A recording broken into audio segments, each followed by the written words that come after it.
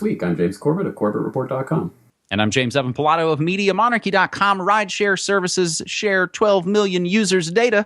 We've got that story, plus the government also worries that this new sharing economy isn't sharing with the government. But first, we've talked a lot about precedent-setting court cases here on New World Next Week, and here's a bad example. James, you tweeted this out a few days ago at Corbett Report. Court rules police can legally make up lies to pull people over to fish around for criminal behavior. The United States Ninth Circuit Court of Appeals, specifically, recently ruled that police officers can lie to suspects in regards to a traffic stop even when no violation has occurred. The ruling essentially gives police officers carte blanche to stop anyone they want for absolutely no reason, merely acting on a hunch. According to the ruling, quote, so long as the facts known to the officer establish reasonable suspicion to justify an investigatory stop, the stop is lawful, even if the officer falsely cites as the basis for the stop a ground that is not supported by reasonable suspicion, end quote.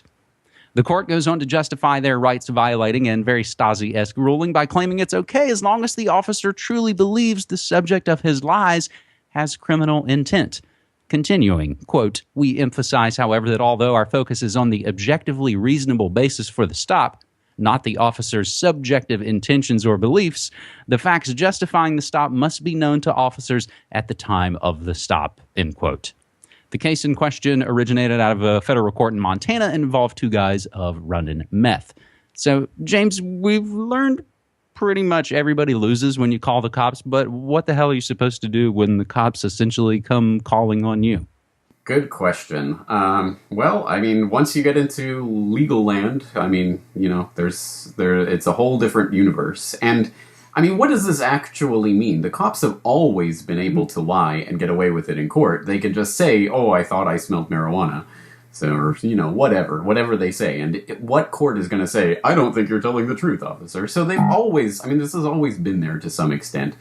I think what this ultimately means is this is the formalization, the outright rubber stamping of, hey, we are above the law. We are the law. You know, anything we say goes. We are judge, jury, executioner.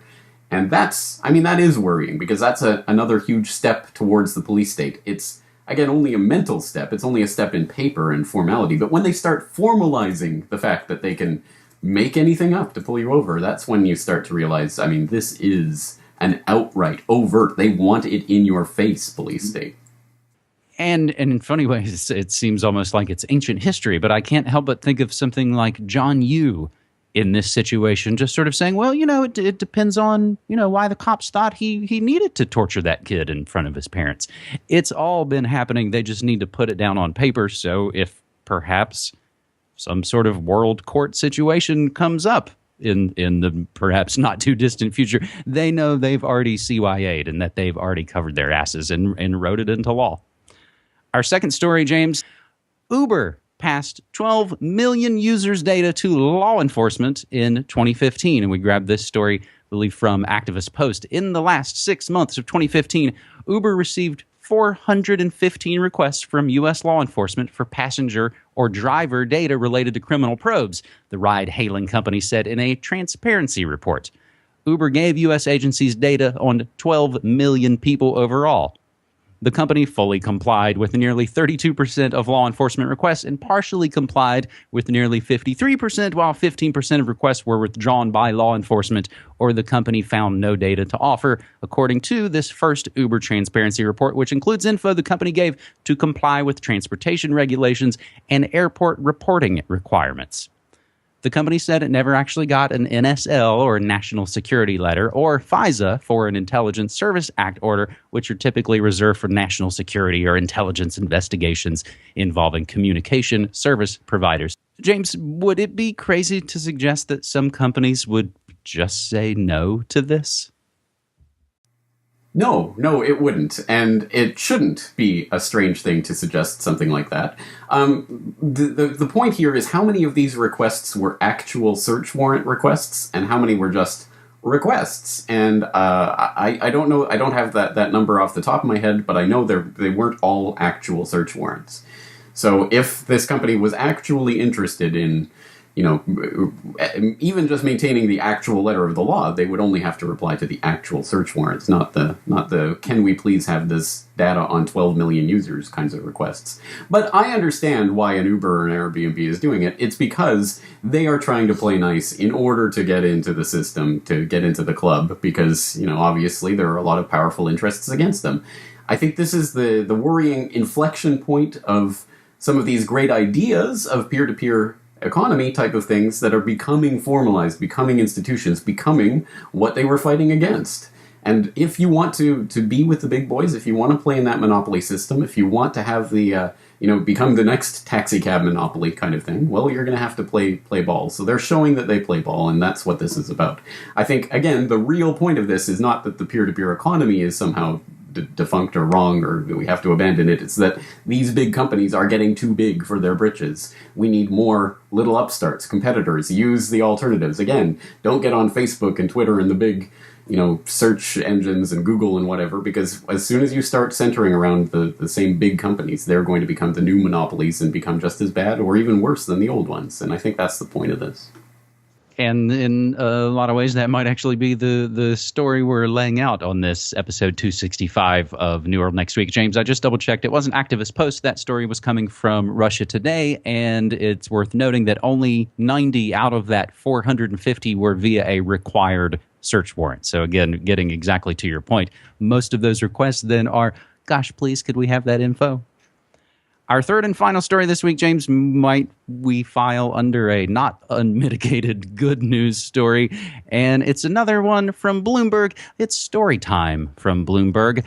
Every time Ian Haynes rents out his spare room in the Australian port city of Albany, Airbnb takes 13%. Haynes, who's semi-retired, uses the extra money to supplement his income running a local farmer's market. He says he's careful to pay taxes on the Airbnb money because the San Francisco company may report the transactions to the Australian government. For Airbnb, things are different because it manages its finance via units in Ireland and tax havens like the Channel Islands. Only a small part of its share of the revenue is ever likely to be taxed by Australia or the U.S. A review of Airbnb's overseas regulatory filings show it has a far more extensive web of subsidiaries than it has publicly acknowledged, more than 40 in all. That's the challenge that Airbnb, like Uber and other companies in the so-called sharing economy, poses for the world's treasuries. Now, again, remember, this is coming from Bloomberg. In the 5 years since these businesses began their spiraling growth, some cities and states around the globe have fought hard to make them play by the same rules as traditional hotels or taxis and collect various local taxes. Often as not, they've lost. As the new breed of companies move towards profitability, transforming larger chunks of the economy, policy experts say the battle is likely to shift to the national level, where billions of dollars a year in corporate taxes could be at risk. Stephen Shea, a former top international tax lawyer at the U.S. Department of the Treasury, now teaches at Harvard, and he has this very interesting quote. These companies are the future. The nature of their business and the structure of the companies can allow them to essentially keep all their profits out of the U.S. Unless the tax systems find a way to deal with this, the lost revenue may be enormous, end quote. And now we get to, James, what you were just speaking about.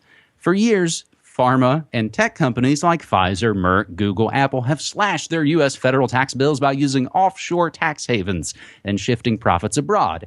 Airbnb and Uber are starting to extend their strategy, or rather this strategy, across vast new fields.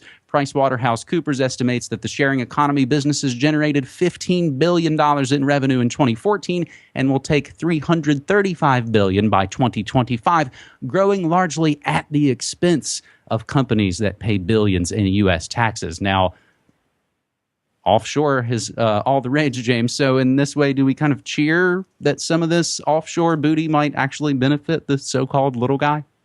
Well, yes. I mean, the point of this story from Bloomberg is clearly part of the propaganda rollout of now we need some sort of global tax agreement. What can we possibly do with all these companies shifting money around because it's all online and it's part of this scary sharing economy. So clearly this is a propaganda piece, and I think that is illustrated literally most effectively by the illustration in this article, which is ridiculous. The most ridiculous illustration I've ever seen in any news article ever. And we'll put it on screen for people who want to see it, because it is just stupid. And it's all just part of the vilification of, again, of the sharing economy and things of that nature, because you can't tax them. You can't get your clutches into it. Oh, won't someone think of the taxes? I think this goes back, as you say, to the point we were making in the last story, is that Airbnb and Uber and whatever are becoming just the big new monopoly giants. And the point of this, really, again, is that in the peer-to-peer economy, the real peer-to-peer economy where we can transact with each other directly, it is agoristic in nature. You can get around taxes and things like that if you want to. And that's why this is a scary proposition, and that's why they're rolling out the propaganda right now to try to get everyone on board, because, oh, what will we do if we can't get our treasury clutches in there? You won't be able to have healthcare or whatever. They're going to try to promise the goodies to people who want to get those tax talons sunk further into the flesh of the average consumer. And they would carry away the cat that's in that awesome illustration.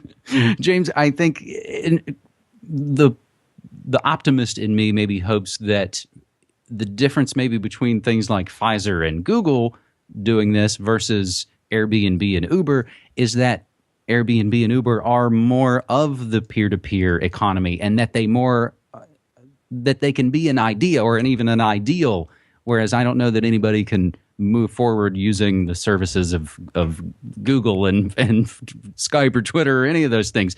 But when you use the idea of peer-to-peer and eliminating the middleman and using the idea of sharing a ride or selling your vegetables, that I think really is going to become sort of the unstoppable thing.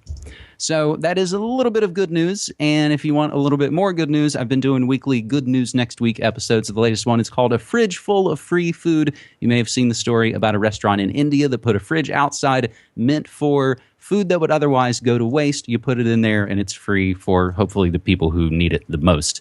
Another good news story submitted to us using hashtag Good News Next Week at Ray Vahey noted some ISPs are actually refusing to disconnect so-called pirates. And the classic hashtag New World Next Week, some of the other stories we've been watching, and an update, of course, on a story we've reported here. FBI paid a professional hacker a one-time fee to crack the San Bernardino iPhone. The mainstream celebrates as Greece forced to go cashless, and Goldman and Wells Fargo finally admit that they committed fraud. So, James, that's all the news I got for you on this New World Next Week. Anything else you'd like to add? No, I think that'll be a nice wrap-up in the department of things we already knew several years ago, but and now it's finally being confirmed. Anyway, that's it. Yeah, it's being that's kind of the story.